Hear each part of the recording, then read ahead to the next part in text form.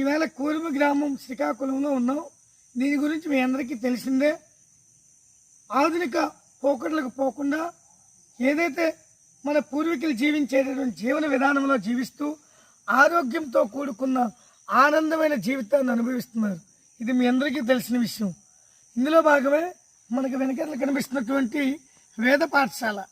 వేద పాఠశాల అనగానే బ్రాహ్మణులకే నేర్పిస్తారని అనుకోకండి. ఏ కులం వాళ్ళైనా నేర్చుకోవచ్చు, ఏ మతం వారైనా నేర్చుకోవచ్చు.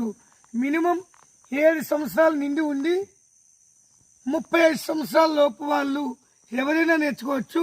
ఇక్కడ ఎటువంటి ఫీజు అనేది లేదంటే రుసుము లేదు.